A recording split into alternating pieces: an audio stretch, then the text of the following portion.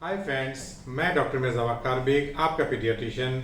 आज आपके सामने बच्चों में हंसली उखड़ जाना, ये एक बड़ी कॉमन प्रॉब्लम जो कि माएँ मेरे को आके बताती हैं, जिसको कि कॉलर बोन की प्रॉब्लम हम लोग कह सकते हैं। इसके ऊपर अपना वीडियो बना रहा हूँ। दोस्तों, डॉक्टर बेग चाइल्ड केयर की ऐप को आप गूगल प्ले स्टोर से डाउनलोड कर सकते हैं और आप हमसे उससे कंसल्टेशन कर सकते हैं। अक्सर लोग मुझसे इलाज के बारे में पूछते हैं कि मेरे बच्चे को इतनी प्रॉब्लम हो रही है, उसको डायरिया हो रहा है, उसको क्या इलाज दें। तो मैं अपने वीडियो के माध्यम से आपको बताना चाहता हूँ कि देखिए, मेरे जो वीडियोस हैं ये अवेयरनेस के लिए हैं, ये ट्रीटमेंट के लिए नहीं है, क्योंकि मैं ऐसे ऑनलाइन ट्रीटमेंट आपको इनबॉक्स में नहीं बता सकता हूँ। अगर आप लोगों को मुझसे कंसल्टेशन करना है तो आपको डॉक्टर बेग चाइल्ड केयर के ऐप डाउनलोड करना होगा और वहाँ से हम लोग online consultation, video and audio consultation कर सकते हैं। ठीक है दोस्तों, तो अब आते हैं हंसली उखड़ने के ऊपर। दोस्तों, सच्चाई तो ये बताऊं कि हंसली उखड़ना और या कॉलर बोन का जो डिसलोकेशन है, हम लोग को मेडिकल कॉलेज में पढ़ाया ही नहीं गया। अक्सर ये होता है कि हमारे पास जो पेरेंट्स आते हैं कि उनका 1 महीने का बच्चा है या 3 महीने का बच्चा या 6 महीने का बच्चा, और बता रहे हैं कि साहब, डॉक्टर साहब, मेरा बच्चा रात भर से रो रहा था और हम लोग ने तमाम इसको हींग भी पिला दी और इसको गैस्ट्रिका भी दे दी और तमाम मेडिकेशन दे दी, बट मेरा बच्चा रोता रहा। फिर साहब आया घर में आई और उसने बताया कि उसने चेक किया और उसने बताया, आया ने, कि अरे इसकी तो हंसली उखड़ गई है, और उसने ऐसे कुछ हंसली हंसली बैठाई और मेरा बच्चा ठीक हो गया। तो मैंने कहा कि यार, बच्चा ठीक हो गया तो ये तो अभी भी आप रो रहा, तो फिर मेरे पास आप क्लिनिक में क्यों लेके आ गए? बोले नहीं, उस वक्त ठीक हो गया था, उसके बाद से फिर रो रहा है। तो दोस्तों, यहाँ पर मैं हंसली उखाड़ने के ऊपर अपना वीडियो इसीलिए मैंने बनाया कि इस अपने वीडियो के जरिए मैं आप लोगों को ये बताऊं कि ये हंसली उखाड़ने जैसी चीज़ कुछ नहीं होती है।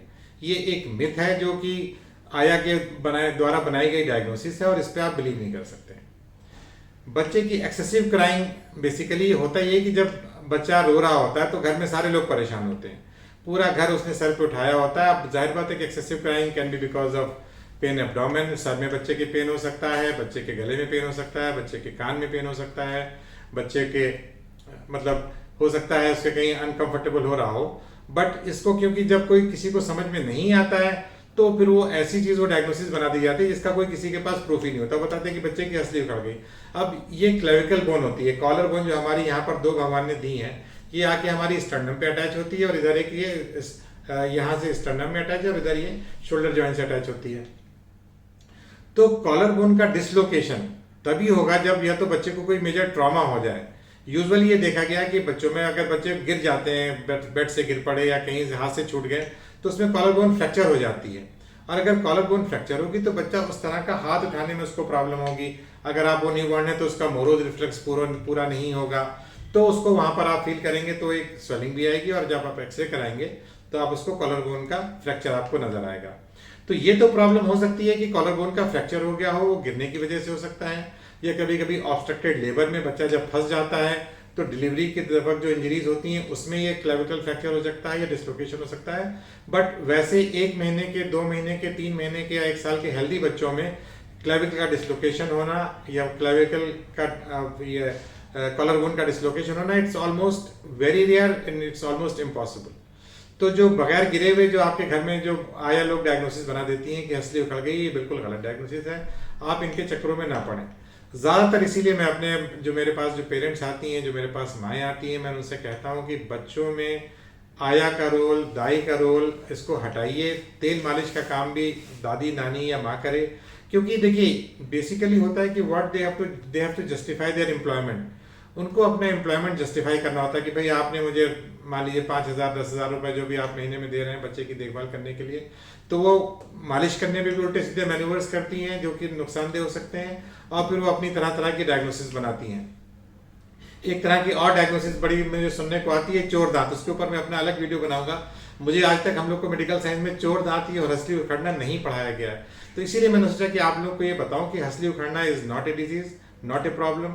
ये एक मिथ है जो कि एक क्वैक्स के जरिए आप कह सकते हैं या झोला छाप डॉक्टरों के जरिए ये फैलाई जाती है। किसी आप ऑर्थोपेडिक डॉक्टर से कंसल्ट करें, किसी पीडियाट्रिशियन से डिस्कस करें, तो ये डायग्नोसिस आपकी बिल्कुल साबित नहीं होती है। तो इसीलिए मैंने सोचा कि अपना वीडियो बनाओ। अगर आपके बच्चे में एक्सेसिव क्राइंग है तो वो आप उसको पैसिफाई करने की कोशिश कीजिए। हो सकता है वो भूख की वजह से रो रहा हो सकता है उसको पॉटी करने की जरूरत हो रही हो, कभी कभी बच्चे कॉन्स्टिपेटेड होते हैं उसकी वजह से रो सकते हैं, बच्चे के कान में दर्द हो सकता है। बट अगर आपका बच्चा अनकंसोलेबल क्राई है, अनकंसोलेबल का मतलब होता है कि आप उसको दूध भी पिला रहे हैं और वो नहीं पी रहा है, तो it is better to go to a doctor and get the diagnosis made कि भाई उसकी डायग्नोसिस बने कि बच्चे को एग्जैक्टली प्रॉब्लम क्या हो रही है, क्योंकि वो डॉक्टर ही आपका देख के बता सकता है। उसमें अगर आप ये आया वाया के चक्कर में पड़ेंगे तो आप डिले करेंगे, उससे आपके बच्चे को नुकसान होगा और फायदा कुछ नहीं होने वाला। ठीक है दोस्तों, तो यही मेरा आज का मकसद था वीडियो बनाना, क्योंकि मैं आप लोगों को अवेयरनेस करूं कि हंसली उखड़ना जैसी चीज़ नहीं होती है। इन सब चक्करों में मत पड़िए। मेरे इस वीडियो को ज़्यादा से ज़्यादा लोगों में शेयर कीजिए, और अगर अभी तक आप लोगों ने मेरे चैनल को सब्सक्राइब नहीं किया है तो प्लीज़ मेरे चैनल को सब्सक्राइब करें, और इसमें एक लाइक तो बनता है भैया, क्योंकि मैंने आपको एक अच्छी जानकारी दी है। और मैंने अभी यूट्यूब बनाने से पहले, वीडियो बनाने से पहले देखे हैं तो सारे डॉक्टरों ने इस बात को चैलेंज किया हुआ कि ऐसी कोई चीज़ नहीं होती। बट बहुत सी वीडियो ऐसे हैं जिनके लाख लाख व्यूज़ हैं, और उन्होंने बताया कि हंसली उखड़ने का आप ऐसे करो, उसको रुपट्टे में बांध के ऐसे ऐसे झुलाओ। अब आप सोचिए कि तरीका बताया जा रहा है कि आप एक रुपट्टा ले लो, बच्चे को उसमें डाल दो और ऐसे ऐसे झुलाओ तो उसका असली अपना ठीक हो जाएगा।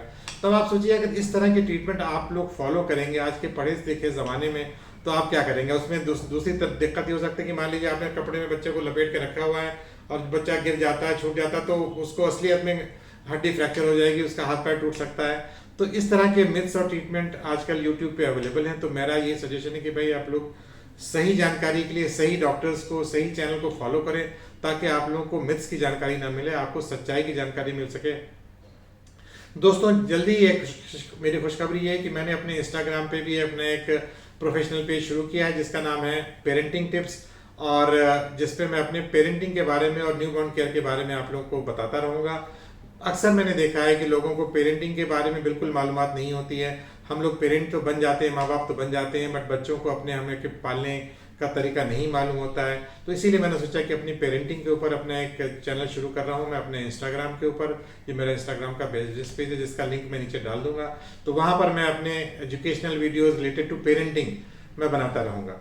ज़्यादातर मैं इस शॉर्ट में अगर आपको समराइज करूँ कि माँ बाप का काम होता है बच्चे का पालन और पोषण, मगर हम लोग क्या कर रहे हैं, हम लोग सिर्फ बच्चे के पोषण के पीछे पड़े हुए हैं, बच्चे का पालन हमें नहीं आता है कि बच्चे का पालन कैसे किया जाए। माँ की जो सारी एनर्जी है वो समझिए कि वेस्ट होती है कि बच्चा मेरा खाना नहीं खा रहा, बच्चे ने ये नहीं खाया, बच्चे ने वो नहीं खाया, बच्चे को मार मार के आप खाना खिला रहे हैं। तो दिस इज़ नॉट गुड। हम सिर्फ पोषण के पीछे पड़े हैं। वो बच्चा हमारा कोई मशीन नहीं है कि आपने उसके पेट में खाना डाल दिया और आप खुश हो गए। वो एक इंसान है, वो एक ह्यूमन बीइंग है, वो एक इंडिविजुअल है जिसकी अपनी सेल्फ रिस्पेक्ट है। तो उसको आप डांट मार के ऐसे खाना नहीं खिला सकते हैं। इसीलिए बच्चे का पालन कैसे किया जाए, बच्चे की परवरिश कैसे की जाए, इसके ऊपर मैं अपने इंस्टा पे अपने पेज बना के मैं उसमें आप लोगों को गाइड करता रहूँगा। तो आप लोग मेरे उस इंस्टाग्राम के भी उस पेज को फॉलो कीजिए, और मेरी रिक्वेस्ट है कि मेरे इस चैनल को सब्सक्राइब कीजिए।